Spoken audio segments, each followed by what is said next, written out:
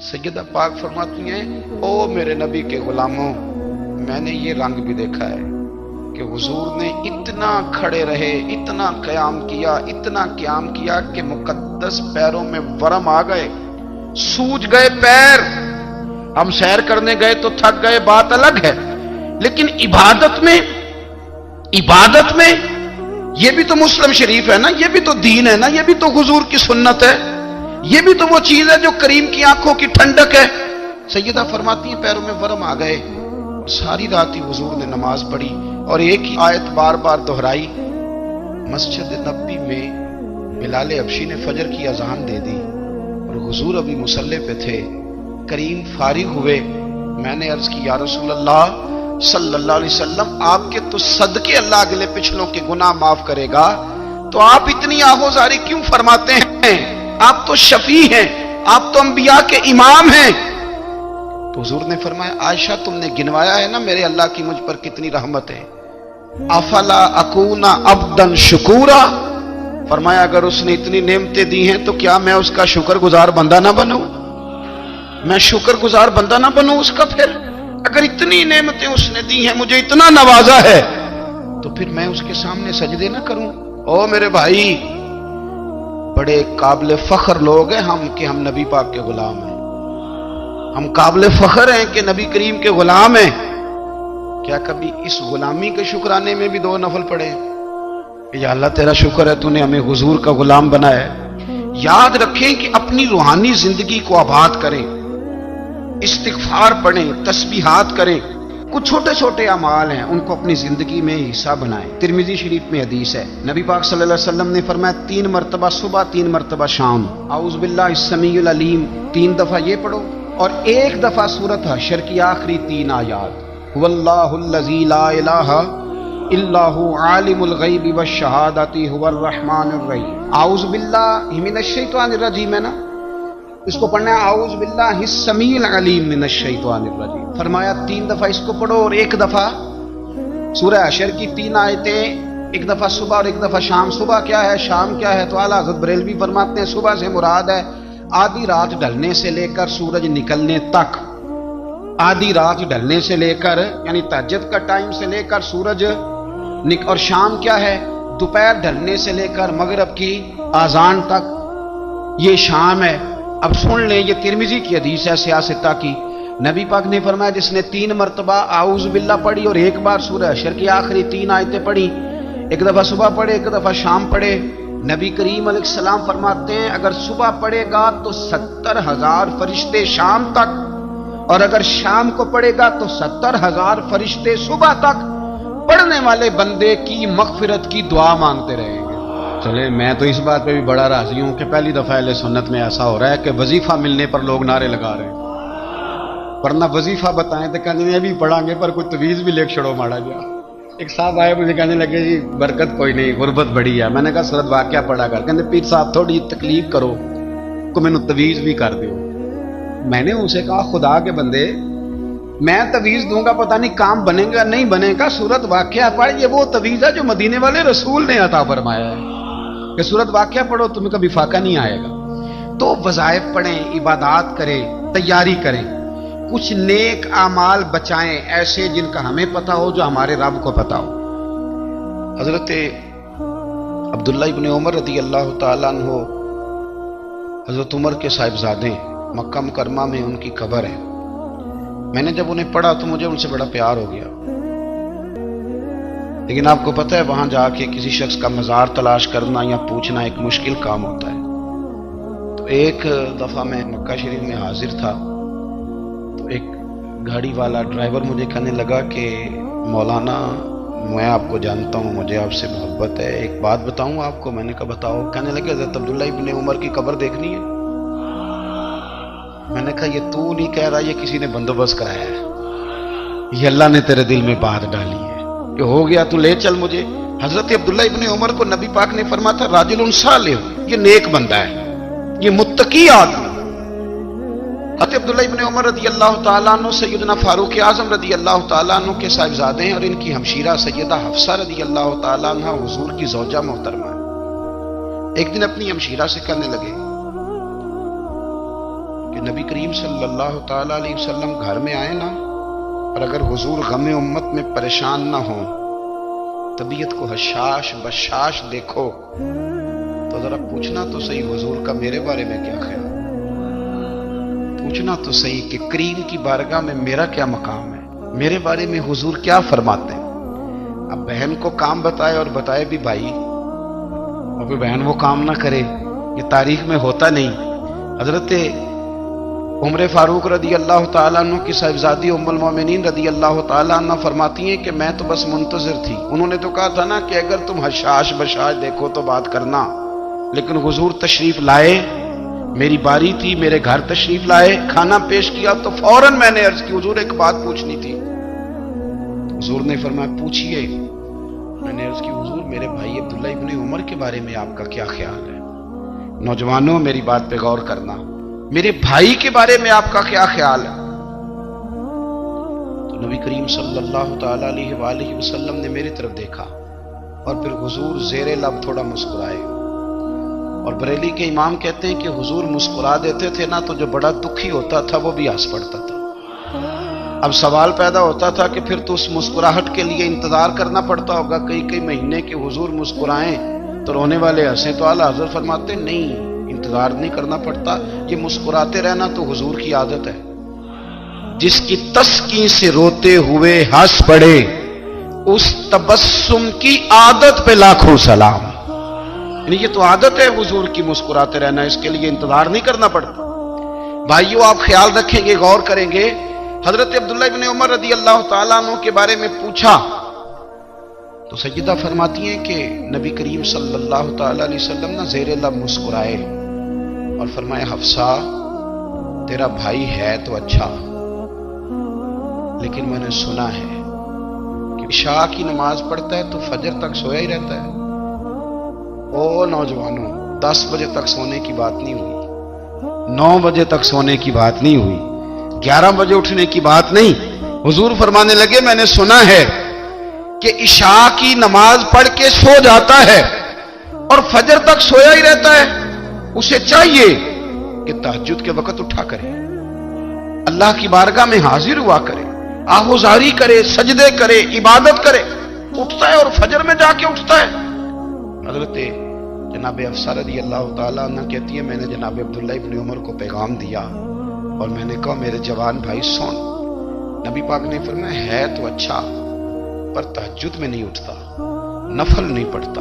او میری ملت کے جوانوں، مزہ نہیں آ جاتا جب ساری دنیا سوئی ہو، ساری دنیا، اور بستر بھی گرم ہو اور نیند بھی پورا غلبہ کر رہی ہو، اور اچانک گھنٹی بجے دماغ میں، آنکھ کھلے، گھڑی پہ نظر پڑے، 3:30 4 بجے کا پیغام گھڑی بتائے، اور کوئی چڑھتی جوانی والا اٹھ کے وضو کرے، اور جب وہ مصلی کھول کے بچھائے تو مدینے والے محبوب کہتے ہیں کہ ہر نماز پہ رب ثواب دیتا ہے، اور جو اٹھ کے تہجد کی نماز پڑھے اسے دیکھ کے تو رب مسکراتا ہے، جو اس کی شان کے لائق ہے، جو اس کی شان کے لائق، وہ مسکراتا ہے، خوش ہوتا ہے کہ میرا بندہ تہجد میں اٹھ گیا، وہ مسکراتا ہے۔ کاش ہماری صبحیں کبھی اپنے مالک کے نام ہو جائیں، کاش کہ صبح حضرت ابو الحسن رحمت اللہ تعالی علیہ حضرت معاذ ابن جبل رضی اللہ تعالیٰ عنہ کے پاس بیٹھا کرتے تھے، فرماتے ہیں ان سے جو پیار بڑھا تو پھر میرا مصلی سے بھی بڑھ گیا۔ تابعی ہیں، فرماتے ہیں صحابی رسول سے محبت ہوئی تو ذکر سے بھی ہو گئی، پھر درود شریف سے بھی ہو گئی، محبت ان سے بڑھی تو پھر اللہ نے مسجد کا پیار بھی بڑھا دیا۔ آپ فرماتے ہیں کہ میری ہر وقت طبیعت چاہتی تھی کہ بس اللہ اللہ کروں، بس اللہ اللہ کروں، بس نہ میں ذرا تھوڑی جان چھڑاؤں لوگوں سے، کو 10 منٹ ملے تو میں کچھ 4 نفل پڑھ لوں، میں تھوڑا سا نہ بچوں لوگوں سے، اور مجھے تسبیح ملے تو میں نہ کچھ 400-500 دفعہ استغفار پڑھوں، سبحان اللہ، الحمدللہ، اللہ اکبر، لا حول ولا قوت الا باللہ، میں نہ تسبیحات پڑھوں۔ فرماتے ہیں کہ بچے تھے گھر میں 6-7، غربت تھی، کام ملتا کوئی نہیں تھا، اور میں کام چور نہیں تھا، کام ڈھونڈتا تھا، پر اللہ کی قدرت کے کام نہیں ملتا تھا۔ فرماتے ہیں کہ میں نے ایک دن اپنی اہلیہ سے کہا کہ آج میں پھر جاتا ہوں کام ڈھونڈنے، تو میری بیوی بڑی فرما بردار تھی، پر اس دن نہ غربت کے ہاتھوں तंग आके कहने लगी, आज नाना कोई तू चीज लेके आया तो मुझसे बच्चों की भूख नहीं देखी जाती। ये सब रोगां दा रोग मुहम्मद, जिसका नाम गरीबी, कंड बुला के लंघ जाते नहीं दोस्त यार करीबी। आज ना कुछ लेके आया तो मैं बच्चे लेके मेके चली जाऊंगी। शेख फरमाते हैं कि मैं बड़ा परेशान घर से निकला, पर मैंने सुबह से लेके जोर तक काम ढूंढा, काम मिला कोई नहीं। तो मेरे दिल में ख्याल आया, चलो काम नहीं मिलता तो अल्लाह अल्लाह तो करेगा, चलो बंदों की मजदूरी नहीं मिलती तो रब करीम की इबादत ही करते हैं। फरमाते हैं कि मैंने ना फुरात के पानी से वुजू किया, नहर के, शदीद धूप थी, साथ रेत थी और रेत तप रही थी। मैंने अपना रुमाल वहीं मुसल्ला के तौर पर बिछा लिया और फरमाते हैं कि जोर से लेकर असर तक नमाज पढ़ी, धूप भी पूरे जोर पे, पर मेरे सजदे का ज़ौक़ भी पूरे जोर पे। फरमाते हैं सूरज भी चमक रहा है और रब की इबादत का ज़ौक़ भी पूरे जोर पे। मैं सजदा करूं तो फिर मेरा उठाने को जी न चाहे। मेरे उस्ताद लिखा करते थे, ये उनका शेर है, वो कहा करते थे, मुझे सोज दे, मुझे साज दे और मुझे नीम शब का न्याज दे, दमे सजदा खुद को मैं तोड़ दूं, मुझे ऐसा ज़ौक़े नमाज दे। और मैं तेरी बहार का फूल हूं, मैं खिला भी हूं तो तेरे लिए, मुझे मेरी शाख से तोड़ ले, मुझे अपनी जुल्फ का नाज दे। भाई फरमाते हैं कि असर तक मैंने नफल पढ़े, दिल ढलने लगा, असर की नमाज पढ़ी और मैं वहां से चला। अब मैं जब निकलने लगा तो दिल में ख्याल आया कि छोटी छोटी दीवारें हैं घर की, बगैर कुछ लिए जाऊंगा तो बीवी दूर से देखेगी तो शोर करेगी कि फिर खाली हाथ आ गया है। कहते मैंने अपने उसी रुमाल में जिस पे मैंने नमाज पढ़ी थी ना, रुमाल में की आखिद पंजाबी जो साफा कहते हैं, उसी में ना मैंने कुछ रेत भर ली कि वो दूर से देखेगी तो समझेगी कुछ लेके आया है, चलो जाके उसे बता दूंगा कि आज फिर मजदूरी नहीं मिली। कहते हैं वो रेत लेकर जब मैं घर में गया तो पहले बीवी दरवाजे पे खड़ी होती थी, पूछती थी खाली हाथ आ गए हो? आज मैंने देखा तो है ही कोई नहीं। फरमाते हैं मैं अंदर दाखिल हुआ, सलाम लिए, कोने में मैंने वो रुमाल रख दिया और मैंने आवाज दी कि भली मानस कहां हो? तो वो कहने लगी आप मुंह हाथ धो ले, मैं रोटी लेके आई। मैंने कहा रोटी कहां से आ गई? यहां तो कई दिनों के फाके, तो कई दिनों की गुर्बत है, यहां तो इस घर में तो फकीरी है। फरमाते हैं कि वो रोटी लेके आई और उस वक्त की जो मौजूदा नेमतें थी, समझ ले सलाद, अचार, हर चीज साथ लाई। मैंने कहा कि बच्चे कहां गए? कहने लगी वो खाना खा के खेलने गए, आप खाना खा लें आ जाते। खाना उसने चुन दिया। मैंने हैरत अंगेज लहजे में सारी नेमतें अपने दस्तरखान पे देख करके बीवी से पूछा ये कहां से आया खाना? बच्चों को तूने कहां से खाना खिलाया? ये सारा कुछ कैसा है? कहने लगी पता नहीं आज आप किस करीम की मजदूरी करने चले गए थे, पता नहीं किस करीम की, मेरे घर में तो इतनी नेमतें आई हैं कि मुझसे संभाली नहीं जा रही, इतना अनाज है, इतना गंदुम है, किस करीम के दरवाजे आज चले गए थे? ये कहते कहते वो उठी और उठ करके कहने लगी पहले बड़ा कुछ आया था, अब क्या ले आए हो? और जा करके ना उसने वो रेत वाला रुमाल खोला, कहने लगे मैं तो लेके आया था रेत, तो मेरे रब ने उसे भी सोने और हीरे बना दिया था। जब आपकी तवज्जो अल्लाह की जानी, मेरे नबी पाक सल्लल्लाहु ताला अलैहि वसल्लम ने फरमाया हर चीज अपने रब से मांग, हर चीज मांग, हर चीज मांग। या रसूलल्लाह क्या कुछ? मेरे महबूब ने फरमाया तेरे घर में नमक भी खत्म हो जाए तो वो भी अपने रब से मांगा कर, तू मांगना वो तुझे देगा, तू उसकी बारगाह में कशकोले तलब दराज तो करना। और तिरमिजी शरीफ में अजीब लफ्ज है, रसूल कायनात ने फरमाया, रब करीम फरमाते हैं जब मेरा बंदा हाथ उठाता है ना तो मुझे हया आती है कि मैं खाली कैसे लौटा दूं इसके। इतने बड़े बादशाह की बारगाह में, ओ भाई लोगों से इज्जतें तलाश करते हो तो वो क्या तुम्हें इज्जत देंगे? वो तो कल अच्छा कहते हैं परसों बुरा कहने लग जाते हैं। लोगों के सामने गुड बुक में आना चाहोगे तो वो तो सवेरे तुम्हारे बारे में कुछ कहेंगे, शाम कुछ और कहेंगे। अपनी रूहानी जिंदगी आबाद करें, अपने मुसल्ले को वक्त दें और दुनिया से छुप कर, इस मोबाइल को बंद करके और अपने आप से भी छुप के और तन्हा होके छुपा के सारा कुछ अपने आंसू अपने रब की बारगाह में पेश करें, उसके हुजूर हाजिरी दें। सुनो ना तिरमिजी की हदीस और इसे याद रखना, نبی پاک علیہ السلام نے فرمایا اپنے دکھ لوگوں کے سامنے نہ بیان کرنا، سیٹھوں نوابوں کو نہ بتاتے پھرنا، دنیا داروں کے سامنے جا کے نہ رونا کہ میں تکلیف میں ہوں۔ فرمایا اگر دنیا داروں کو دکھ بتاؤ گے رب تمہیں کبھی غنی نہیں کرے گا، اور لوگ ہیں کہ الٹا مذاق اڑائیں گے۔ آپ کی جس سے بڑی پکی یاری ہے نا، پکی، وہ تب تک پکی ہے جب تک آپ نے 50,000 مانگا نہیں، اور جس وقت آپ نے کہہ دیا کہ میں مجبور ہوں میری مدد کر، تو پھر ختم ہو گئی دوستی۔ لوگوں کی تعلقات آپ کے ساتھ تب تک ہیں جب تک آپ ان سے کوئی ضرورت وابستہ نہیں کرتے۔ کریم محبوب فرمانے لگے بندوں کے سامنے دکھ نہ بیان کرنا، اللہ تجھے کبھی غنی نہیں کرے گا، تو اپنے دکھ اپنے رب کو بتا، تو دعائیں مانگ، تو اس کی بارگاہ میں حاضر ہو، تو اس کے حضور عرض کر۔ فرمایا اپنے دکھ اپنے رب کو بتا، وہ جلدی کرے یا دیر سے کرے تجھے ساری دنیا سے بے نیاز کر دے گا، تجھے کسی کا محتاج نہیں رہنے دے گا۔ اپنے مسلح کو، اپنی دعاؤں، ایک بزرگ فرماتے ہیں میں نے دعا مانگنے کا طریقہ اپنی بیوی سے سیکھا۔ دعا مانگنے کا طریقہ اپنی، سیکھنے والے تو اپنے بچوں سے بھی سیکھ لیتے ہیں، سیکھنے والے تو ہر ایک سے سیکھتے ہیں۔ وہ کہتے ہیں میں نے دعا مانگنے کا سلیقہ اپنی بیوی سے سیکھا ہے۔ حضرت وہ کس طرح؟ فرمانے لگے میری بیوی نے نا مجھے کوئی کام بتایا، کچھ پیسوں کی ضرورت کے لیے کہا، تو میں نے اسے کہا کہ بھئی ابھی میرے پاس نہیں ہے، کچھ دنوں میں آتے ہیں تو میں دے دوں گا۔ عورتوں کی عادت ہوتی ہے وہ بار بار یاد کراتی ہیں، 2-4 دنوں کے بعد پھر اس نے کہا حضرت وہ میں نے کہا تھا کچھ پیسے، میں نے اسے کہا کہ ابھی میرے پاس نہیں ہے، کچھ دنوں میں ملتے ہیں تو میں تمہیں دے دوں گا۔ اس نے کچھ دنوں کے بعد پھر کہا حضور وہ میں نے کچھ پیسے کہے تھے۔